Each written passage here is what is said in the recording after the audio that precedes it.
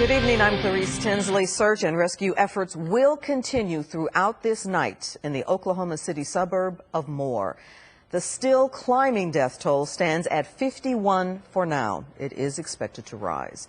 The tornado flattened entire neighborhoods with winds up to 200 miles an hour. At least 2 schools took direct hits. At one school, all of the students have been accounted for. At the other school, as many as 24 students are unaccounted for and feared dead. Texas Task Force 1, an urban search and rescue team, has been mobilized. It will leave at midnight, heading to help in Oklahoma. President Obama has ordered FEMA to provide any assistance and resources needed in the region. Oh my God. This is not good. Please, dear God, please keep these people safe. And this video, posted on YouTube, gives you a frightening view of that deadly tornado. You can see debris kicking out of the sides and hear the sirens. The National Weather Service has given a preliminary rating of EF4, meaning it had winds up to 200 miles an hour. Fox 4's Calvert Collins joins us now live from Moore. And Calvert, this is heartbreaking. It's overwhelming. What are you seeing?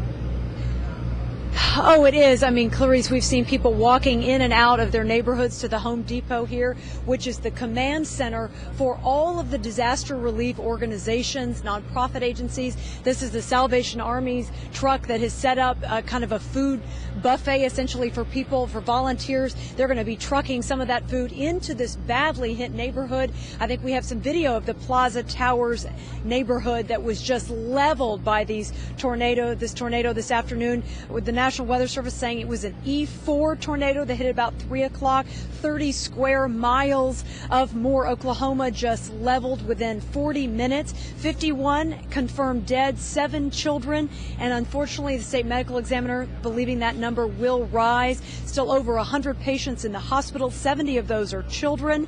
And this right here where we are is just a central point where so many people are being directed to go help. But we have some sound from people who lost their homes in this awful tornado this afternoon. The back of the house is pretty much gone. The house itself is still standing. It's whole, but the whole back, like our dining room, is just open. The bedroom windows are all busted out, and the back door is still there and it's locked, but it doesn't really matter. It's not attached to anything. No, it's not attached to anything. How are you doing? I'm okay. As good as I can be. Yes, the stories are just unbelievable. I talked to a father who rescued his wife and 3-year-old who were hiding in a bathtub just minutes before the tornado hit their home in that Plaza Towers neighborhood. He was able to get to a storm shelter next door, and that probably saved their lives. But unfortunately, as the hours progress, the search and rescue efforts continue. Now it is turning, unfortunately, to a recovery of bodies. That's what we're being told by a lot of these rescue crews. You could see the National Guards members, as well as local and nearby regional fire crews from FEMA is coming up here. We've seen trucks from really all over the state, but this is an all hands on deck. Volunteers are even being turned away, Clarice. That's what we're being told, because there is so much goodwill here, but they just don't have enough. It's just, they're still in a level of chaos and not sure where to send people. But unfortunately, as the hours go on, we fear more bad news, and hoping that parents can be reunited with their children who were still unaccounted for just a few hours ago. Absolutely. We have the report that the 24 children have been unaccounted for. Calvert, are those parents together? Are they with counselors who are kind of helping them? These minutes, these hours are just absolute torture for them. Oh, that's exactly right. A lot of them are gathering at the St. Andrew's Church, which is about a mile from where we are. That is the kind of reunification point. A lot of the churches have really stepped in to help provide that shoulder to cry on, the emotional services that they so often do in times of need. And so we don't know. A lot of them have been relying on relatives to help locate those kids any way they can. Unfortunately, these kids are in elementary school. They don't have cell phones. They don't have walkie-talkies, so it's they're just being told, all kids are being told to go to this church and the parents to meet them there. And there's no power or very little power there, right? That's exactly right. Very little power, if any.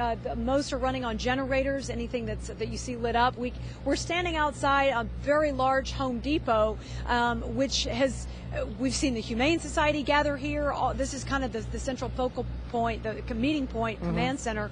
But I mean, I went in to just to go inside, and all the lights are out. The bathrooms don't work, so there is no water in this area. So that's also causing problems. That's why a lot of residents of Moore are leaving to go to Oklahoma City or south to Norman, just to be with friends and family, to have a warm bed to stay in tonight. And what about, because we've seen power lines and gas lines that get ruptured, has a lot of that happened in Moore?